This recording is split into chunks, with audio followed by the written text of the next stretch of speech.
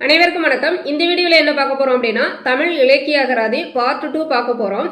அதாவது நம்ம part 2ல shortcut வச்சு படிக்கிறதுங்கிறத விட அதை புரிஞ்சு படித்தோம் அப்படின்னா 4 விதமான டாபிக்ஸை கவர் பண்ணலாம். என்ன அப்படின்னா சொல்லும் பொருளும், வேர்ச்சொல், பிரித்தெழுதுக, ப்ளஸ் ஒரு சொல்லுக்கான பழமொழிகள் 3-4 பழமொழிகள் வருது, அதெல்லாம் நம்ம பார்க்கலாம்.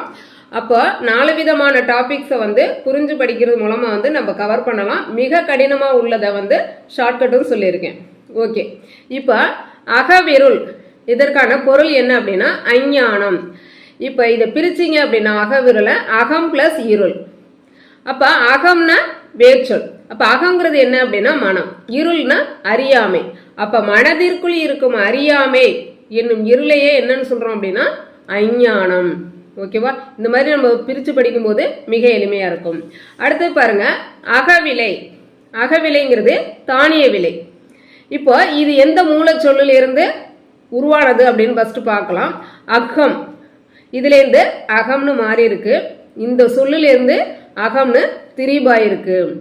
அப்போ இது வேர்ச்சொல், இது மூலச்சொல். இப்போ எக்ஸாம்பிளுக்கு ஆப்ஷன்ல ரெண்டுமே கொடுக்குறாங்க அப்படின்னா நம்ம இந்த மூலச்சொல்லேருந்து வந்தது அப்படிங்கிறத எடுத்துக்கலாம். இப்போ இது கொடுக்காம இது கொடுத்துருக்காங்க அப்படின்னா அகங்கிறத எடுக்கலாம். அப்போ அகம் பிளஸ் விலை அகவிலை. ஏன்னா இந்த இடத்துல அகவிலைனா என்ன விலை? தானிய விலை. அப்போ அகம் இதுதான் நமக்கு தானியம்ங்கிற பொருளை கொடுக்குது. அப்போ இதுலேருந்து திரிபான சொல்லுதான் அகங்கிறது. ஓகேவா? அப்போ அகவிலைங்கிறது தானிய விலை. முக்கியமா எதை குறிக்குது? உணவு தானியங்கள், நெல்லை குறிக்குது. ஓகே, அந்த அகவிலையை வைத்து நமக்கு இலக்கியத்தில் உள்ள பழமொழிகளையும் பார்த்துட்டு போகலாம். அகவிலை அறியாதவன் துக்கம் அறியான். அதாவது அரிசி, பருப்பு இந்த மாதிரி அத்தியாவசிய பொருட்களுடைய விலை தெரியாதவனுக்கு அது அந்த குடும்பத்தினுடைய கஷ்டம் எதுவும் தெரியாது, புரியாது அப்படின்னு சொல்றாங்க. அப்ப இதுக்கான சுருக்கமா என்ன சொல்ற போறோம் அப்படின்னா பொறுப்பற்ற தன்மை. ஓகேவா? அடுத்து பாருங்க, அகவிலை ஏறினால் அவளுக்கு என்ன அகமுடையான் இருக்கிறான் தேடி போட.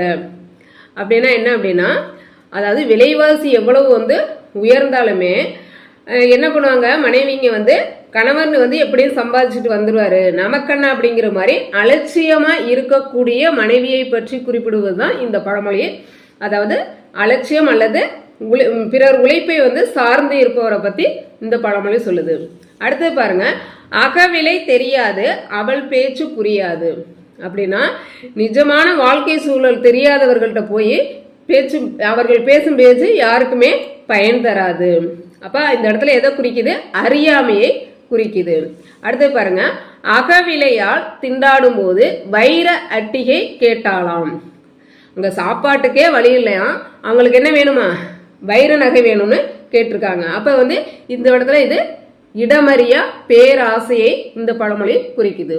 அடுத்தது அகவை. அகவைனா வயது, அது நமக்கு தெரிஞ்ச ஃபெமிலியரான வார்த்தை. அடுத்தது பாருங்க, அகழான். அப்படின்னா அதற்கான பொருள் பாருங்க, வயல் எலி. வேர்ச்சொல் பார்த்தீங்க அப்படின்னா அகழ். அகழ்னா தோண்டுதல். எதுலேருந்து தோன்றி இருக்கு நமக்கு சொல்லு அதாவது அகழுக்கு மீனிங் தோண்டுதல். இது மூலச்சொல் அகழ்லேருந்து அகலான்கிற சொல் உருவாகி இருக்கு. ஓகே, அடுத்தது இதுக்கு நம்ம நிலத்தை அகழ்ந்து வாழக்கூடிய உயிரினம் ஏது? எலி. எலிதான் என்ன பண்ணும்? தோண்டி எல்லா இடத்துலையும் வயலெல்லாம் தோண்டி வைக்கும். அப்போ நம்ம இது எளிமையாக வச்சுக்கலாம். அகழ்ந்து தோண்டுவது எது அப்படின்னா வயல் எலி. அடுத்தது பாருங்க, அகலங்கன். அகலங்கன் அப்படின்னா பொருள் சோழன்.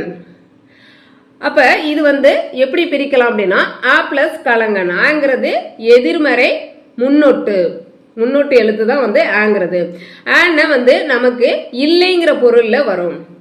களங்கம் அப்படின்னா குற்றம், மாசு, அழுக்கு, கரை எல்லா பொருளையும் வருது. அப்போ அந்த குற்றம் இல்லாதவன், களங்கம் இல்லாதவன் யாரு அப்படின்னா சோழன். அதான் களங்கம் இல்லாதவன் என்று புகழப்படும் அரசன் சோழன். அதான் அகலங்கன் அப்படின்னா சோழன். அடுத்து பாருங்க, அகலம். நீர்ச்சால் யாழின் பத்தர் நிற்களம். இது இதனுடைய பொருள். இப்போ இது எப்படி உருவானது அப்படின்னா அகல் பிளஸ் அம், அகலம். இந்த அகலம்ங்கிற சொல் அகலமாக திரிபாயிருக்கு. அப்ப அகல்னா என்ன அப்படின்னா அகலமான விரிந்த, அம்முங்கிறது இந்த இடத்துல விகுதியை குறிக்குது. அப்ப அகன்ற வாயை கொண்ட பெரிய மண் பாத்திரத்தை குறிப்பிடுவதுதான் என்ன அப்படின்னா அகலம். ஓகே, இப்போ இதனுடைய பொருள் விரிவாக்கத்தை பார்க்கலாம். நம்ம நீர்ச்சால், நீர்ச்சால்ங்கிறது தண்ணீர் பிடிக்கும் பெரிய குழிவான பானை. அப்ப என்ன சொல்றாங்க இந்த இடத்துல, அகலமான வாயை கொண்ட குழிவான பாத்திரம் தான் எது அப்படின்னா அகலம். அப்ப நீர்ச்சால்ங்கிறது தண்ணீர் பிடிக்கும் பெரிய குழிவான பானை. அதே மாதிரி யாழின் பத்தர், இப்ப யாழ் கருவியின் குழிவான பகுதியை தான் வந்து யாழின் பத்தர்னு சொல்றோம். ஓகே, அடுத்தது பாருங்க. அப்ப நமக்கு இந்த இடத்துல அகலம் அப்படிங்கிறது அகன்ற வாயை கொண்ட பகுதின்னு சொல்லும் போதே அப்ப இதெல்லாம் வந்து ஞாபகம் வந்துடும். நீர்ச்சால்னா நமக்கு தண்ணீர் பிடிக்கும் பெரிய குழிவான பானை, யாழின் பத்தர்னா யாழ் கருவியின் குழிவான பகுதிங்கிறது ஞாபகம் வந்துடும். அடுத்தது வந்து நிற்களம் அப்படின்னா உருவமற்ற நிலை. ஓகேவா, அடுத்தது இது இலக்கிய சான்று எதுல இருக்கு அப்படின்னா அகலத்தன்ன நிறை சுனை, மலைபடுகுடம்ல இருக்கு. இது ஒரு பெரிய சாடியை போன்ற நிறைந்த சுனை. சுனைனா அதனுடைய பொருள் வந்து குளம், அதாவது பெரிய சாடியை போன்ற நிறைந்த குளம் அப்படிங்கிறத குறிப்பிடுறாங்க. இது மலைபடுகடாம்ல இந்த வார்த்தை இடம்பெற்றுள்ளது. ஓகே, இது சிம்பிளா எப்படி வந்து எளிமையா ஞாபகம் வச்சுக்கலாம்னா அகலமான பாத்திரம், அதான் வந்து அகலம் அப்படிங்கிறது உங்களுக்கு ஞாபகம் வந்துடும். அப்ப அகலமான பாத்திரம் கையிலேயே உங்களுக்கு நீர்ச்சால் வந்து குழிவான பகுதியா இருக்கு. யாழின் பத்தர் குழிவான பகுதி நிற்களம். நிற்களம்ங்கிறது இந்த அகலம் நிற்களம், இது வந்து எளிமையா ஞாபகம் வந்துடும். அடுத்தது பாருங்க, அகர்ச்சி பொருள் வந்து அகலம் நீங்குதல்னு பொருள். இது எப்படி பிரிக்கலாம் அப்படின்னா அகல் பிளஸ் சி. அப்ப அகல்ங்கிறது தான் வேர்ச்சொல், அகர்ச்சி அப்படின்னு பிரிக்கிறோம். அகல்னா என்ன பொருள், விரிந்த அல்லது நீங்கிய அப்படின்னு. சிங்கிறது தொழிற்பெயர் விகுதி. ஓகேவா, அப்ப இதற்கான ஷார்ட்கட் என்ன அப்படின்னா அகன்று நீங்குதல், அதாவது அகன்று போவதால உண்டாகக்கூடிய இடைவெளி, அதான் வந்து நீங்கி போகுது இடைவெளி, அதுதான் வந்து அகர்ச்சி. அகன்று போவதால் உண்டாகக்கூடிய இடைவெளி நீங்கி போகுது, அதுதான் வந்து அகர்ச்சின்னு சொல்றோம். அடுத்தது பாருங்க, அகன்றில் ஆண் அன்றில் பறவை, அதாவது இது எதுலேருந்து மூல சொல்லிலிருந்து தோன்றியது அப்படின்னா மகன்றில் அப்படிங்கிற சொல்லிலிருந்து அகன்றில்னு தோன்றியது. இதற்கான விளக்கம் என்னன்னா அன்றில் பறவைகளில் ஆண் பறவையை குறிப்பதற்கு தான் வந்து அகன்றில் அப்படின்னு சொல்றோம்.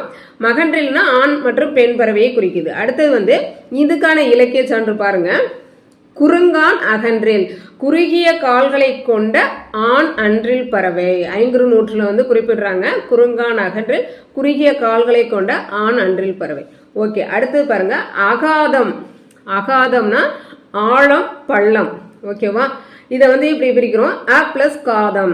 அகாதம், ஆங்கிறது அளக்க முடியாத அல்லது இல்லாத, காதம்னா தரைப்பகுதி அல்லது ஒரு முடிவு பகுதின்னு சொல்றோம். அப்ப என்ன சொல்றாங்க, தரைப்பகுதி இல்லாத, முடிவு இல்லாத. அப்ப வந்து அதுதான் தரைப்பகுதி இல்லாம ஆழமா பள்ளத்துல போயிருக்கு. இது வந்து உண்மையான மீனிங் படிக்கும் போது அளக்க முடியாத இல்லாத, அப்ப தரைப்பகுதி இல்லாத, தரைப்பகுதி இல்லாம இன்னும் எங்க போயிருக்கு, ஆழமா பள்ளத்துல போயிருக்கு.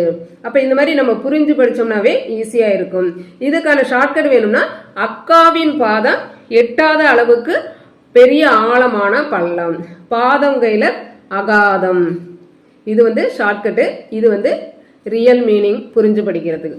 ஓகேவா, அடுத்தது பாருங்க, அகாதன் வஞ்சகன் கபடன். அதாவது விளக்கம் என்ன அப்படின்னு பாத்தீங்கன்னா ஆழமான வஞ்சகத்தை ஒளித்து வைத்திருப்பவன் தான் வந்து அகாதன், கபடம் உள்ளவன். ஓகே, அடுத்தது அகாலம் இருத்து, அதாவது அகால மரணம். இது வந்து எப்படி வந்து நம்ம பிரிக்கலாம், அ பிளஸ் காலம் மிருத்து. அகாலம் இருத்து அப்படின்னா ஆன இல்லை, எதிர்மறை பொருள். காலம்னா சரியான நேரம், அகாலம்னா காலம் அல்லாத, சரியான நேரம் இல்லாத, முன்கூட்டியே சாவக்கூடிய மரணம் தான் வந்து நமக்கு அகால மரணம் சொல்றோம். அதான் மிருத்துனா மரணம். ஓகே, புரியும். அடுத்தது வந்து அகி, இரும்பு பாம்பு ஆவணி. அதாவது அகி என்ற ஒரு சொல்லுக்கு, இது வந்து ஷார்ட்கட், அகி என்ற ஒரு சொல்லுக்கு ஆவணி மாதத்து இரும்பு பாம்பு என்று பொருள். இது வந்து ஷார்ட்கட், அகி என்ற சொல்லுக்கு ஆவணி மாதத்து இரும்பு பாம்பு. அடுத்தது அகிஞ்சனன் அப்படின்னா தரித்திரன். இப்போ இதை எப்படி பிரிக்கலாம்னா அ பிளஸ் கிஞ்சனம், ஆனா இல்லைன்னு அர்த்தம். கிஞ்சனம்னா என்ன? பொருள், செல்வம், ஆசை. இதான் வந்து கிஞ்சனங்கிறது. அப்ப அந்த பொருள் இல்லாம, ஏன்னா கிஞ்சனம்னா பொருள், அகிஞ்சனம்னா அந்த பொருள் செல்வம் இல்லாம.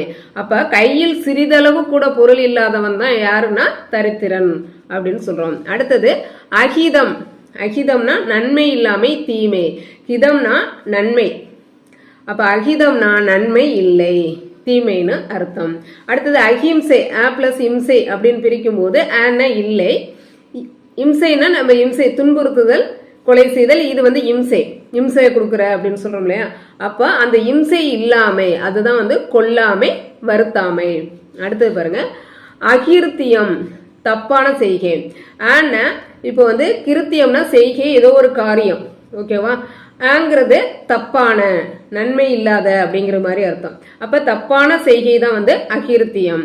அடுத்தது அகிலம், உலகம் எல்லாம் தெரியும். அகிலாண்டம், பூமி, சகலாண்டம். அகில்னா ஒரு மரம். அடுத்தது பாருங்க அகிர்கூட்டு. அகிர்கூட்டுனா ஏலம், கற்பூரம், எரிகாசு, சந்தனம், தேன் என்னும் 5 கூட்டு தான் வந்து அகிர்கூட்டு. இது எப்படி பிரிக்கிறோம்? அகில் பிளஸ் கூட்டு. அப்ப அகில்ங்கிறது வேர்ச்சொல். இப்ப அகில்னா என்ன அப்படின்னா வாசனை பொருள், கூட்டுங்கிறது சேர்க்கை. இங்க என்ன சொல்றோம்? வாசனைக்காக 5 முக்கிய பொருட்களை ஒன்றாக சேர்த்து செய்யக்கூடிய கலவை தான் என்னன்னு சொல்றாங்க? அகிர் கூட்டுன்னு சொல்றோம். இப்ப இத வந்து ஷார்ட்கட் படி எப்படி ஞாபகம் வச்சுக்கலாம்னா ஏக சத்தே, ஏக சத்தே, ஏக சத்தே அப்படின்னு ஞாபகம் வச்சுக்கலாம். இதான் வந்து உங்களுக்கு குழு, ஏக சத்தே. அப்ப ஏகங்கிறது, ஏங்கிறது ஏலம், காங்கிறது கற்பூரம், ஏ அப்படிங்கிறது எரிகாசு அல்லது காசு கட்டி அப்படின்னு சொல்றாங்க. சன சந்தனம், தே தேன். அப்ப இந்த ஏகச்சத்தை, இந்த 5 வகையான கூட்டு தான் வந்து அகிர் கூட்டு.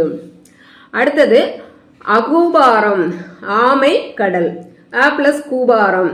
ஆங்கிறது இல்ல, எதிர்மறை பொருள். கூபாரம்னா எல்லை இல்லாத, கரை இல்லாத, எல்லை இல்லாத, கரை இல்லாத. அப்போ கடல்ங்கிறது கரை தெரியாத அளவுக்கு விரிந்து கிடப்பதால் வந்து கடல் வந்து அகூபாரம், எல்லை இல்லாத ஒன்று. அதே மாதிரி ஆமையின் ஓடு வந்து பாரத்தை தாங்கக்கூடியது, கல்லும் மலையும் போல அதனுடைய ஓடு வந்து கடினமாகவும் பெரியதாகவும் பாரத்தை தாங்கக்கூடியதாகவும் இருப்பதால் இது வந்து அகூபாரம். அப்போ வந்து கடலும் ஆமையும் எல்லை இல்லாத ஒன்று அப்படின்னு சொல்றாங்க. ஓகே, இது புரிஞ்சிருக்கும்னு நினைக்கிறேன். இது உங்களுக்கு வந்து யூஸ்ஃபுல்லாக இருந்திருக்கும். கொஞ்சம் ஸ்லோவாக போகிறதே, நீங்கள் வந்து ஒரு நாளைக்கு 5 பேஜஸ் முடிக்க சொன்னீங்க. கொஞ்சம் ஸ்லோவாக போகிறதே உங்களுக்கு நிறையா இதில் வந்து கற்றுக்கலாம். ஏன்னா இதில் வந்து நீங்கள் வேர்ச்சொல் கற்றுக்குறீங்க, பிரித்தெழுதுக்கு கற்றுக்குறீங்க, பழமொழிகள் கற்றுக்குறீங்க, இது எந்த இலக்கியத்தில் இடம்பெற்றுள்ளது அப்படிங்கிறதையும் கற்றுக்குறீங்க, சொல்லும் பொருளும். அதனால இதில் நிறைய பாயிண்ட்ஸ் நம்ம வந்து கற்றுக்குறோம், நிறைய டாபிக்ஸ் வந்து நம்ம தெரிஞ்சுக்கிறோம். அதனால கொஞ்சம் ஸ்லோவாக போனோம்னாவே உங்களுக்கு பெனிஃபிட்டாக இருக்கும்னு நினைக்கிறேன். உங்களுடைய ஒப்பீனியன் என்னங்கிறத கமெண்ட் பண்ணுங்கள். ஓகே, நம்மளுடைய வீடியோஸ் எல்லாம் பிடிச்சிருந்துச்சுன்னா லைக் போட்டு உங்களுடைய ஃப்ரெண்ட்ஸுக்கும் ஷேர் பண்ணிவிடுங்க. நன்றி, நெக்ஸ்ட் வீடியோவில் பார்க்கலாம்.